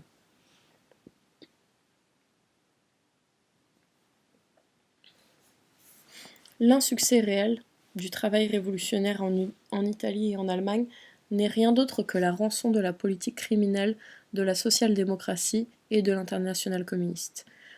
Pour mener un travail illégal, il ne faut pas seulement la sympathie des masses, mais encore l'enthousiasme conscient de leur couche avancée. Mais peut-on s'attendre à de l'enthousiasme pour des organisations historiquement bancaroutières ? Les chefs émigrés, ce sont, en majorité, des agents du Kremlin ou de la GPU, démoralisés jusqu'à la moelle des os ou d'anciens ministres sociodémocrates de la bourgeoisie, qui espèrent que, par quelque miracle, les ouvriers leur rendront leur poste perdu. Peut-on s'imaginer un seul instant ces messieurs dans le rôle de chefs de la future révolution antifasciste ? Les événements sur l'arène mondiale n'ont pas pu plus favoriser jusqu'à maintenant une montée révolutionnaire en Italie et en Allemagne. Écrasement des ouvriers autrichiens, défaite de la révolution espagnole, dégénérescence de l'État soviétique. Comme dans une large mesure, les ouvriers italiens et allemands dépendent pour les informations politiques de la radio. On peut dire avec assurance que les émissions de Moscou, qui combinent le mensonge thermidorien à la stupidité et à l'impudence, sont devenues un puissant facteur de démoralisation des ouvriers dans les États totalitaires. Sous ce rapport, comme sous les autres, Staline n'est qu'un auxiliaire de Goebbels. Cependant, les antagonismes de classe qui ont conduit à la victoire du fascisme poursuivent leur œuvre. Même sous la domination du fascisme, et le rongent peu à peu. Les masses sont de plus en plus mécontentes. Des centaines et des milliers d'ouvriers dévoués continuent malgré tout à mener un travail prudent de taupe révolutionnaire. De jeunes générations se lèvent qui n'ont pas vécu directement l'effondrement de grandes traditions et de grands espoirs. La préparation moléculaire de la révolution prolétarienne est en marche, sous la lourde dalle du régime totalitaire. Mais pour que l'énergie cachée se transforme en révolte ouvrière, il faut que l'avant-garde du prolétariat ait trouvé une nouvelle perspective, un nouveau programme, un nouveau drapeau qui soit sans tache. C'est ici la principale difficulté. Il est extrêmement malaisé pour les ouvriers des pays fascistes de s'orienter dans les nouveaux programmes.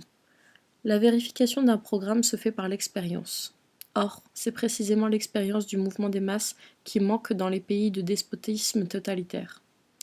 Il est fort possible qu'il faille un grand succès du prolétariat dans un des pays démocratiques pour donner une impulsion au mouvement révolutionnaire sur le territoire du fascisme. Une catastrophe financière ou militaire peut avoir le même effet. Il faut mener actuellement un travail préparatoire, surtout de propagande, qui ne produira des fruits abondants que dans l'avenir. Dès maintenant, on peut affirmer en toute certitude: une fois qu'il aura éclaté au grand jour, le mouvement révolutionnaire dans les pays fascistes prendra d'un seul coup une envergure grandiose et en aucun cas ne s'arrêtera à des tentatives de faire revivre un quelconque cadavre de Weimar. C'est sur ce point que commence la divergence irréductible entre la 4e internationale et les vieux partis qui survivent physiquement à leur banqueroute. Le Front populaire, dans l'émigration, est l'une des variétés les plus néfastes et les plus traîtresses de tous les fronts populaires possibles. Il signifie au fond la nostalgie impuissante d'une coalition avec une bourgeoisie libérale inexistante. S'il y avait quelques succès, il ne ferait que préparer une série de nouvelles faillites du prolétariat à la manière espagnole. C'est pourquoi la divulgation impitoyable de la théorie et de la pratique du Front populaire est la première condition d'une lutte révolutionnaire contre le fascisme. Cela ne signifie évidemment pas que la 4e internationale rejette les mots d'ordre démocratique. Au contraire, ils peuvent à certains moments jouer un rôle énorme. Mais les formules de la démocratie, liberté d'association, de presse, etc., ne sont pour nous que des mots d'ordre passagers ou épisodiques dans le mouvement indépendant du prolétariat, et non un nœud coulant démocratique passé autour du cou du prolétariat par les agents de la bourgeoisie. Dès que le mouvement prendra un quelconque caractère de masse, les mots d'ordre transitoires se mêleront aux mots d'ordre démocratiques. Les comités d'usine surgiront, il faut le penser, avant que les vieux bronzes se soient mis dans leurs bureaux, à l'édification de syndicats. Les soviets convoiront l'Allemagne avant que se soit réunie à Weimar une nouvelle assemblée constituante. Il en sera de même pour l'Italie et les autres pays totalitaires et semi-totalitaires. Le fascisme a rejeté ces pays dans la barbarie politique. Mais il n'a pas changé leur caractère social. Le fascisme est un instrument du capital financier et non de la propriété foncière féodale. Le programme révolutionnaire doit s'appuyer sur la dialectique de la lutte des classes, qui vaut aussi pour les pays fascistes et non pas sur la psychologie des banqueroutiers effrayés.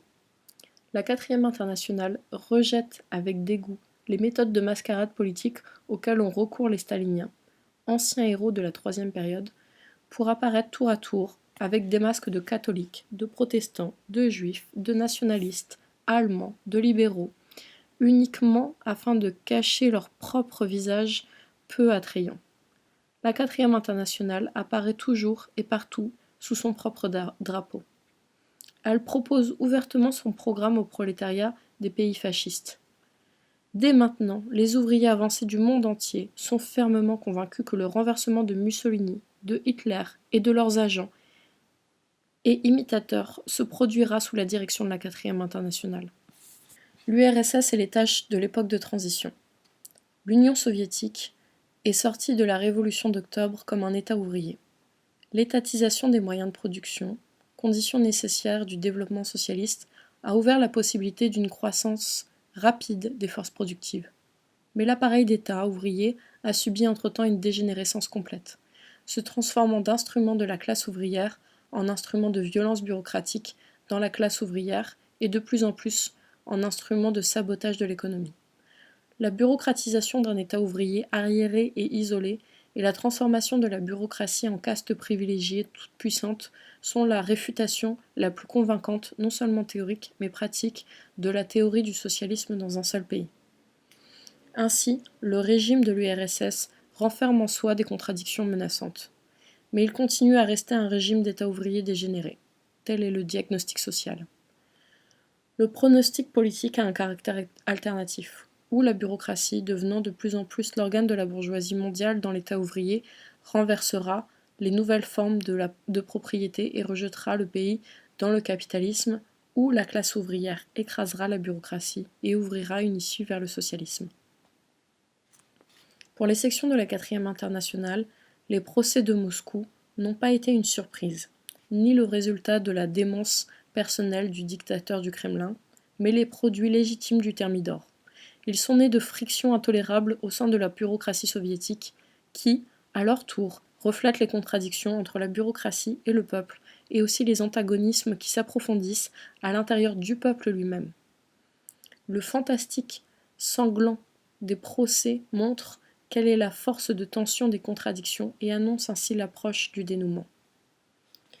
Les déclarations publiques d'anciens agents du Kremlin à l'étranger qui ont refusé de rentrer à Moscou ont irréfutablement confirmé à leur manière qu'au sein de la bureaucratie, il y a toutes les nuances de la pensée politique, depuis le véritable bolchevisme, Reiss, jusqu'au fascisme achevé, Boutenko. Les éléments révolutionnaires de la bureaucratie qui constituent une infime minorité reflètent passivement, il est vrai, les intérêts socialistes du prolétariat. Les éléments fascistes et en général contre-révolutionnaires dont le nombre augmente sans cesse expriment de façon de plus en plus conséquente les intérêts de l'impérialisme mondial.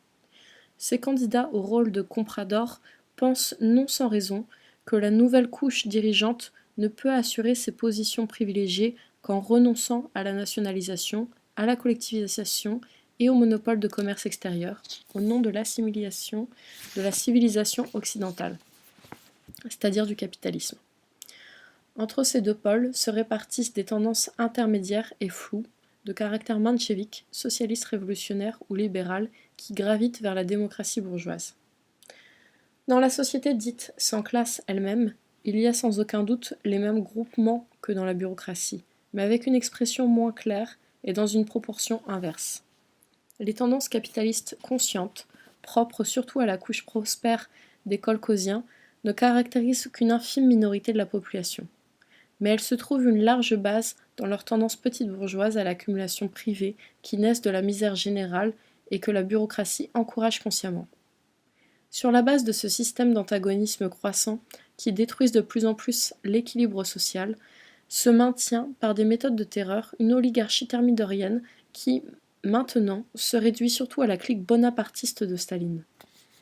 Les derniers procès ont été un coup contre la gauche. Cela est vrai aussi de la répression contre les chefs de l'opposition de droite. Car du point de vue des intérêts et des tendances de la bureaucratie, le groupe de droite du vieux parti bolchevique représentait un danger de gauche. Le fait que la clique bonapartiste qui craint aussi ses alliés de droite, du genre Boutenko, se soit trouvée contrainte, pour assurer son maintien, de recourir à l'extermination presque générale de la génération des vieux bolcheviques est la preuve indiscutable de la vitalité des traditions révolutionnaires dans les masses, comme du mécontentement croissant de ces dernières. Les démocrates petits bourgeois de l'Occident, qui acceptaient hier encore les procès de Moscou pour argent comptant, répètent aujourd'hui avec insistance qu'en URSS, il n'y a ni trotskisme ni trotskiste. Ils n'expliquent cependant pas pourquoi toute l'épuration se fait précisément sous le signe de la lutte contre ce danger. Si l'on prend le trotskisme comme un programme achevé, à plus forte raison comme une organisation, le trotskisme est sans doute extrêmement faible en URSS. Cependant, sa force invincible est d'exprimer non seulement la tradition révolutionnaire, mais aussi l'opposition présente de la classe ouvrière elle-même. La haine sociale des ouvriers pour la bureaucratie. C'est précisément cela qui constitue, aux yeux de la clique du Kremlin, le trotskisme. Elle craint mortellement, et avec pleine raison, la rencontre de la sourde révolte des ouvriers et de l'organisation de la 4e internationale. L'extermination de la génération des vieux bolcheviks et des représentants révolutionnaires, de la génération intermédiaire et de la jeune génération a détruit encore davantage l'équilibre politique en faveur de l'aile droite, bourgeoise, et de la bureaucratie de ses alliés dans les pays. C'est de là, c'est-à-dire de la droite, qu'on peut s'attendre dans la prochaine période à des tentatives de plus en plus résolues de réviser le régime social de l'URSS en le rapprochant de la civilisation occidentale avant tout de sa forme fasciste. Cette perspective rend fort concrète la question de la défense de l'URSS si demain la tendance bourgeoise fasciste, bref la fraction Boutenko, entre en lutte pour la conquête du pouvoir. La fraction Reichs prendra inévitablement sa place de l'autre côté de la barricade, se trouvant momentanément l'allié de Staline. Elle défendra bien entendu non pas la clique bonapartiste de celui-ci, mais les bases sociales de l'URSS, c'est-à-dire la propriété arrachée aux capitalistes et étatisée. Si la fraction Boutenko se trouve en alliance militaire avec Hitler, la fraction Reichs défendra l'URSS contre l'intervention militaire à l'intérieur de l'URSS, aussi bien que sur l'arène mondiale. Toute autre conduite serait une trahison. Ainsi, s'il n'est pas possible de nier par avance la possibilité, dans des cas strictement déterminés, d'un front unique avec la partie thermidorienne de la bureaucratie contre l'offensive ouverte de la contre-révolution capitaliste, la principale tâche politique en URSS reste malgré tout le renversement de la bureaucratie thermidorienne elle-même. Le prolongement de sa domination ébranle chaque jour davantage les éléments socialistes de l'économie et accroît les chances de restauration capitaliste. C'est dans le même sens qu'agit aussi l'internationale communiste, agent et complice de la clique stalinienne, dans l'étranglement de la révolution espagnole et dans la démoralisation du prolétariat international. De même que dans les pays fascistes, la principale force de la bureaucratie n'est pas en elle-même, mais dans le découragement des masses, dans leur manque d'une perspective nouvelle, de même que dans les pays fascistes dont l'appareil politique de Staline ne se distingue en rien, sinon par une plus grande frénésie, seul un travail préparatoire de propagande est actuellement possible en URSS. De même que dans les pays fascistes, ce sont les événements extérieurs qui donneront vraisemblablement l'impulsion au mouvement révolutionnaire des ouvriers soviétiques. La lutte contre l'internationale communiste sur l'arène mondiale est actuellement la plus importante partie de la lutte contre la dictature stalinienne. Bien des choses permettent de croire que la désagrégation de l'internationale communiste n'a pas d'appui direct dans la KPU. Précédera la chute de la clique bonapartiste et de toute la bureaucratie thermidorienne en général. La nouvelle montée de la révolution en URSS commencera sans aucun doute sous le drapeau de la lutte contre l'inégalité sociale et l'oppression politique.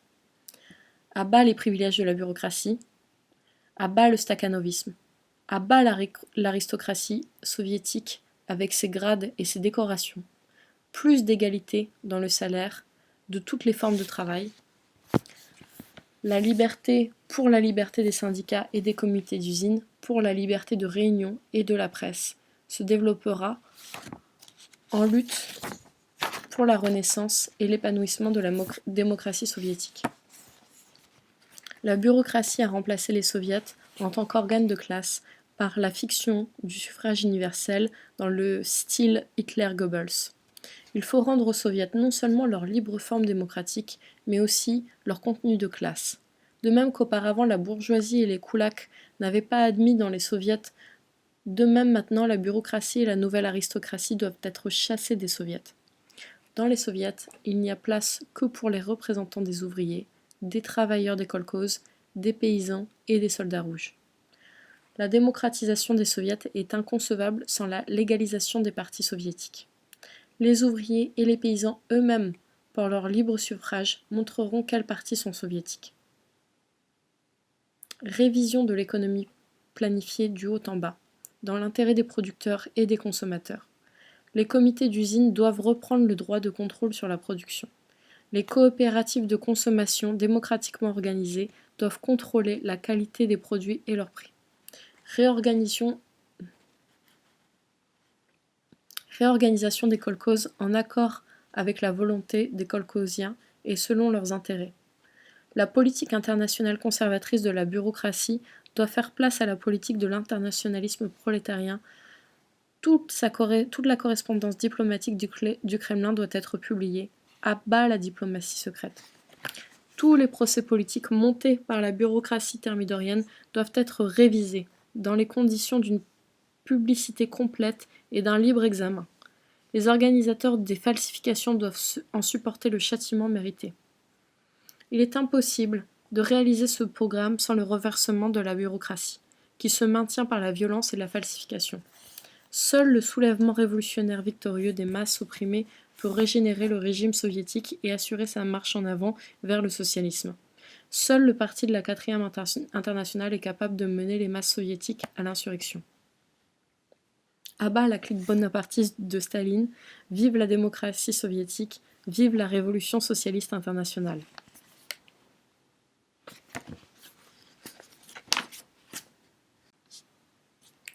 Contre l'opportunisme et le révisionnisme sans principe. La politique du parti de Léon Blum, en France, démontre de nouveau que les réformistes sont incapables de rien apprendre des leçons les plus tragiques de l'histoire. La social-démocratie française copie servilement la politique de la social-démocratie allemande et marche à la même catastrophe. Durant des dizaines d'années, la Deuxième Internationale a grandi dans les cadres de la démocratie bourgeoise, en est devenue une partie inséparable et pourrit avec elle. La Troisième Internationale est entrée dans la voie du réformisme à l'époque où la crise du capitalisme avait définitivement mis à l'ordre du jour la révolution prolétarienne. La politique actuelle de l'internationale communiste en Espagne et en Chine, politique qui consiste à ramper devant la bourgeoisie démocratique et nationale, démontre que l'internationale communiste, elle non plus, n'est pas capable d'apprendre quelque chose ou de changer. La bureaucratie qui est devenue une force réactionnaire en URSS ne peut jouer un rôle révolutionnaire sur l'arène mondiale. L'anarcho-syndicalisme a connu dans son ensemble une évolution du même genre. En France, la bureaucratie syndicale de Léon Jouot est devenue depuis longtemps une agence de la bourgeoisie dans la classe ouvrière. En Espagne, l'anarcho-syndicalisme s'est débarrassé de son révolutionnarisme de façade dès qu'a commencé la Révolution et est devenu la cinquième roue du char de la démocratie bourgeoise. Les organisations intermédiaires centristes qui se groupent autour du Bureau de Londres ne sont que des accessoires de gauche, de la social-démocratie et de l'internationale communiste. Elles ont montré leur incapacité complète à s'orienter dans une situation historique et à en tirer des conclusions révolutionnaires. Leur point culminant fut atteint par le POUM espagnol qui, dans les conditions de la Révolution, s'est trouvé absolument incapable d'avoir une politique révolutionnaire. Les défaites tragiques subies par le prolétariat mondial durant une longue série d'années ont poussé les organisations officielles à un conservatisme encore plus grand et ont conduit en même temps les révolutionnaires, petits bourgeois, déçus à rechercher de nouvelles voies. Comme toujours, dans les époques de réaction et de déclin, apparaissent de toutes parts les magiciens et les charlatans. Ils veulent réviser toute la marche de la pensée révolutionnaire. Au lieu d'apprendre du passé, ils le corrigent. Les uns découvrent l'inconsistance du marxisme, les autres proclament la faillite du bolchevisme. Les uns font retomber sur la doctrine révolutionnaire la responsabilité des erreurs et des crimes de ceux qui l'ont trahi. Les autres maudissent la médecine, parce qu'elle n'assure qu'une guérison immédiate et miraculeuse. Les plus audacieux promettent de découvrir une panacée et en attendant recommandent d'arrêter la lutte des classes. De nombreux prophètes de la nouvelle morale se disposent à régénérer le mouvement ouvrier à l'aide d'une homéopathie éthique. La majorité de ces apôtres ont réussi à devenir eux-mêmes des invalides moraux avant même de descendre sur le champ de bataille. Ainsi, pour l'apparence de nouvelles voies, on ne propose au prolétariat que de vieilles recettes, enterrées depuis longtemps dans les archives du socialisme d'avant Marx. La 4e internationale déclare une guerre implacable aux bureaucrates de la 2e et de la 3e internationale, de l'internationale d'Amsterdam et de l'internationale anarcho-syndicaliste, de même qu'à leurs satellites centristes, au réformisme sans réforme, au démocratisme allié de la GPU, au pacifisme sans paix, à l'anarchisme au service de la bourgeoisie, aux révolutionnaires qui craignent mortellement la révolution. Toutes ces organisations ne sont pas le gage de l'avenir, mais des survivances pourrissantes du passé. L'époque des guerres et des révolutions ne laissera pas d'elle pierre sur pierre. La 4e internationale ne recherche ni n'invente aucune panacée. Elle se tient entièrement sur le terrain du marxisme, seule doctrine révolutionnaire qui permette de comprendre ce qui est, de découvrir les causes des défaites et de préparer la victoire. La 4e internationale continue la tradition du bolchevisme qui a montré pour la première fois au prolétariat comment conquérir le pouvoir. La 4e internationale écarte les magiciens, les charlatans et les professeurs importants de morale. Dans une société fondée sur l'exploitation, la morale suprême est la morale de la révolution socialiste. Bons sont les méthodes et moyens qui élèvent la conscience de classe des ouvriers, leur confiance dans leur propre force, leur disposition à l'abnégation dans la lutte. Inadmissibles sont les méthodes qui inspirent aux opprimés la crainte et la docilité devant les oppresseurs, étouffent l'esprit de protestation et de révolte, ou substituent à volonté des masses la volonté des chefs, à la persuasion la contrainte, à l'analyse de la réalité, la démagogie et la falsification. Voilà pourquoi la social-démocratie qui a prostitué le marxisme, tout comme le stalinisme, antithèse du bolchevisme, sont les ennemis mortels de la révolution prolétarienne et de sa morale. Regarder la réalité en face, ne pas chercher la ligne de moindre résistance, appeler les choses par leur nom, dire la vérité aux masses, quelque amère qu'elle soit, ne pas craindre les obstacles, être rigoureux dans les petites choses comme dans les grandes, oser quand vient l'heure de l'action, telles sont les règles de la 4e internationale. Elle a montré qu'elle sait aller contre le courant. La prochaine vague historique la portera à son fait.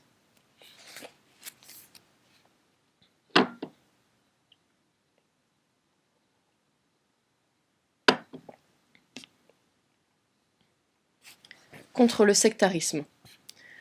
Sous l'influence de la trahison et de la dégénérescence des organisations historiques du prolétariat, naissent ou se régénèrent à la périphérie de la 4e internationale des groupements et des positions sectaires de différents genres. Ils ont, à leur base, le refus de lutter pour les revendications partielles ou transitoires, c'est-à-dire pour les intérêts et les besoins élémentaires des masses, telles qu'elles sont. Se préparer à la révolution signifie, pour les sectaires, se convaincre soi-même des avantages du socialisme. Ils proposent de tourner le dos aux vieux syndicats, c'est-à-dire à des dizaines de millions d'ouvriers organisés, comme si les masses pouvaient vivre en dehors des conditions de la lutte des classes réelles. Ils restent indifférents à la lutte qui se déroule au sein des organisations réformistes, comme si l'on pouvait conquérir les masses sans intervenir dans cette lutte. Ils se refusent à faire en pratique une différence entre la démocratie bourgeoise et le fascisme, comme si les masses pouvaient ne pas sentir cette différence à chaque pas. Les sectaires ne sont pas capables de distinguer que deux couleurs, le blanc et le noir. Pour ne pas s'exposer à la tentation, ils simplifient la réalité. Ils se refusent à faire une différence entre les camps en lutte en Espagne pour la raison que les deux camps ont un caractère bourgeois. Ils pensent pour la même raison qu'il est nécessaire de rester neutre dans la guerre entre le Japon et la Chine, et se refusent, vu la politique réactionnaire de la bureaucratie soviétique, à défendre contre l'impérialisme les formes de propriété créées par la Révolution d'octobre. Incapables de trouver accès aux masses, ils les accusent volontiers d'être incapables de s'élever jusqu'aux idées révolutionnaires. Un pont sous la forme des revendications transitoires n'est aucunement nécessaire à ces prophètes stériles, car ils ne disposent nullement à passer sur l'autre rive. Ils piétinent sur place, se contentant de répéter les mêmes abstractions vides. Les événements politiques sont pour eux une occasion de faire des commentaires, mais non d'agir. Comme les sectaires, de même que les confusionnistes et les faiseurs de miracles de toutes sortes, reçoivent à chaque instant des chiquenaudes de la part de la réalité, ils vivent dans un état d'irritation continuelle, se plaignent sans cesse du régime et des méthodes, et s'adonnent aux petites intrigues. Dans leur propre milieu, ils exercent d'ordinaire un régime de despotisme. La prostration politique du sectarisme ne fait que compléter, comme son ombre, la prostration de l'opportunisme, sans ouvrir des perspectives révolutionnaires. Dans la politique pratique, les sectaires s'unissent à chaque pas aux opportunistes, surtout aux centristes, pour lutter contre le marxisme. La majorité des groupes et des cliques sectaires de ce genre, qui se nourrissent de miettes tombées de la table de la 4e internationale, mènent une existence organisationnelle indépendante, avec de grandes prétentions, mais sans la moindre chance de succès. Les bolcheviks-léninistes peuvent, sans perdre leur temps, abandonner tranquillement ces groupes à leur propre sort. Cependant, des tendances sectaires se rencontrent aussi dans nos propres rangs, et exercent une influence funeste sur le travail de certaines sections. C'est une chose qu'il est impossible de supporter un seul jour de plus. Une politique juste sur les syndicats est une condition fondamentale de l'appartenance à la 4e internationale. Celui qui ne cherche ni ne trouve la voie du mouvement des masses, celui-là n'est pas un combattant, mais un point mort pour le parti. Un programme n'est pas créé pour une rédaction, une salle de lecture ou un club de discussion, mais pour l'action révolutionnaire de millions d'hommes. L'épuration des rangs de la 4e internationale du sectarisme et des sectaires incorrigibles est la plus importante condition des succès révolutionnaires. Place à la jeunesse, place aux femmes travailleuses. La défaite de la Révolution espagnole provoquée par ses chefs, la banqueroute honteuse du Front populaire en France et la mise en lumière des falsifications des procès de Moscou, ces trois faits portent dans leur ensemble un coup irrémédiable à l'internationale communiste et, en passant, de graves blessures à ses alliés, les sociaux-démocrates et les anarcho-syndicalistes. Cela ne signifie pas, bien entendu, que les membres de ces organisations se tourneront d'un seul coup vers la 4e internationale. La génération la plus âgée qui a souffert de terribles défaites abandonnera en grande partie le combat. D'ailleurs, la 4e internationale ne demande nullement à devenir un refuge pour invalides révolutionnaires, bureaucrates et carriéristes déçus. Au contraire, contre l'afflux chez nous des éléments petits bourgeois qui dominent actuellement dans les appareils des vieilles organisations, de strictes mesures préventives sont nécessaires. Une longue épreuve préalable pour les candidats qui ne sont pas ouvriers, surtout si ce sont d'anciens bureaucrates. L'interdiction pour eux d'occuper dans le parti des postes responsables durant les 3 premières années, etc.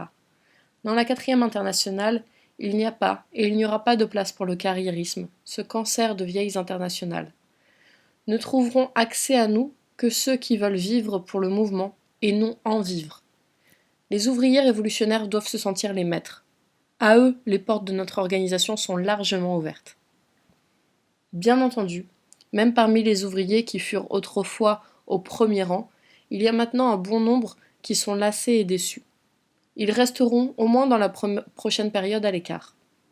Quand s'use un programme ou une organisation, s'use aussi la génération qui les a portés sur ses épaules.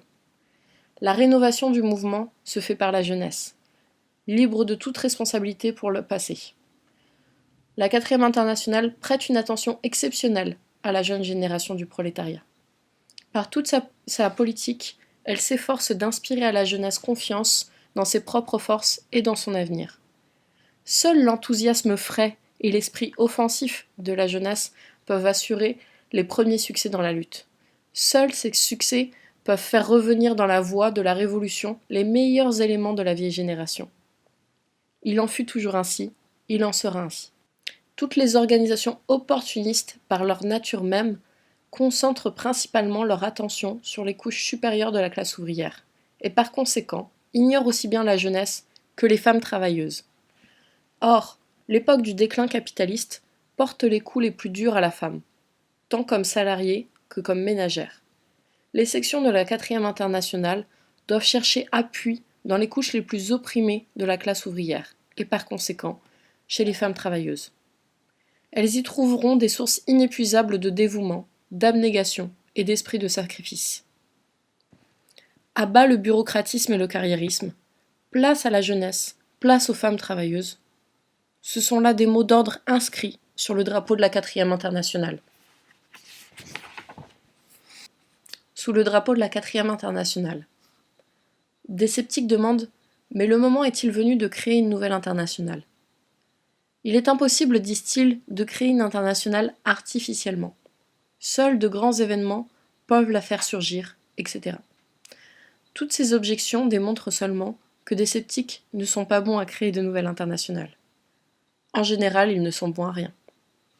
La 4e internationale est déjà surgie de grands événements, les plus grandes défaites du prolétariat dans l'histoire. La cause de ces défaites, c'est la dégénérescence et la trahison de la vieille direction. La lutte des classes ne tolère pas d'interruption. La 3e internationale, après la 2e, est morte pour la Révolution.